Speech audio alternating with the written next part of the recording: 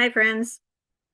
I've been thinking or sort of sitting with the reality that is, I think, our very first Martin Luther King Day coming up that coincides with an inauguration of and of all things, uh, poor Mrs. King, coincides with inaugurating somebody who was the antithesis of Dr. King. Um, I went to subscribe to the news for a few days, and it's gone from $45, which is about $25 more than it was worth, to $100. So that's not happening. Um, so I've had to think about other ways to manage. And um, what I what I've come to in sort of working through this day that is the last day that he is not the president.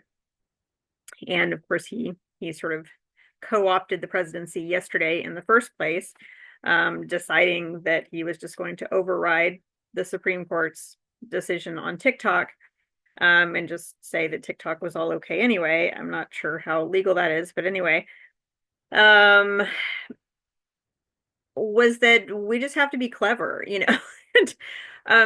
Something I've been working on for a while, is strategies around how this works, how we go into this. Since July of last year, it was clear that the Supreme Court was not going to honor the balance of power, the checks and balances that are constitutionally what we are used to. And what that means is essentially our democracy was destroyed that day. And um, and now it will be run by someone who doesn't believe in democracy to begin with. So um, what I can offer is a few things. Um, I've been working a lot in December and January on these things, and so I feel like they're ready to be talked about. So if you need to prepare for a monarchy that's already 2 days old, even though it doesn't start until tomorrow, my first recommendation would be to make some beans on toast and just settle in. Um, you know, half of you voted for this monarchy, so and the other half didn't, but beans on toast are all you're going to be able to afford from now on. So you might as well. And this is no offense to the Brits, who I love, but it's this is what a not so nice monarchy looks like. So not the kind y'all have, just the kind that we have. So but first off, so there's kind of like three ideas that I've been, sitting with and kind of activating on, and they seem to be helping. The first is to do a ritual, whether it's something that you've done every day or pretty regularly, something that you do a lot, or something that you've never done, but that you feel like this moment calls for a radical action of some sort just for your own self. So today, something I did was go to the park. The park is something that in my mind I do all the time, but I really don't do all the time.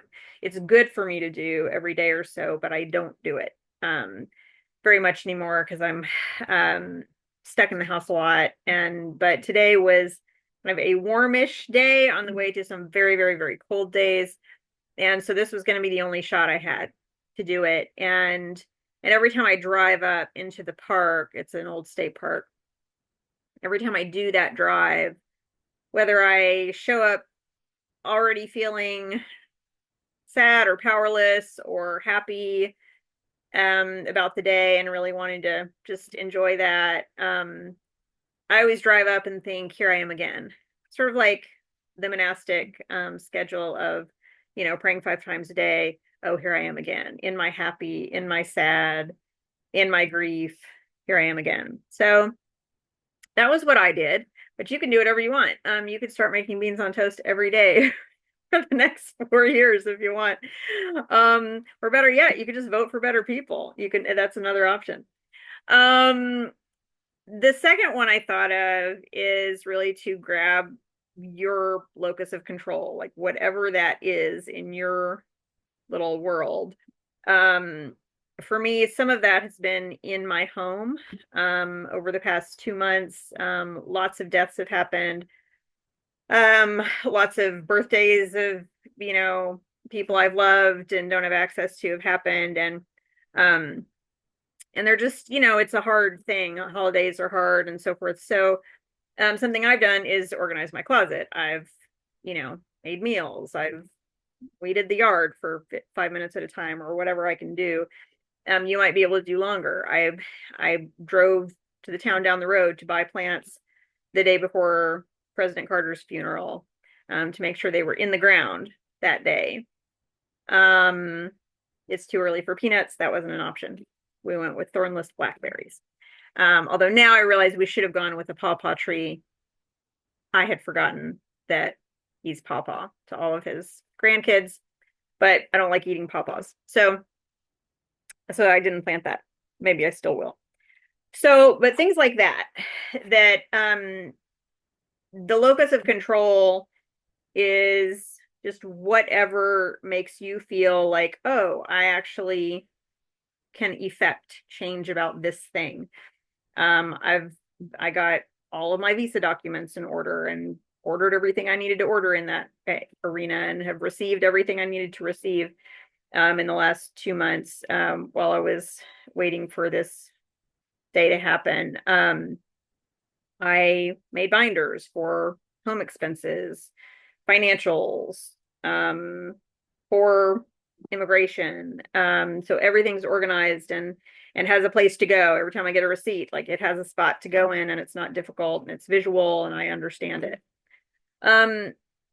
So do what you can do, you know, in your space. And it really makes a difference biochemically because that it hits your dopamine and it releases dopamine to do those things.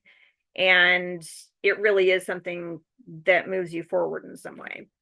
And third, for me, it's France. For you, it could be something else. That imagining and acting on a step that's mostly controlled by you. And the reality is that we don't control most of what happens to us. So let's just get that out of the way right now. But we do control some of it.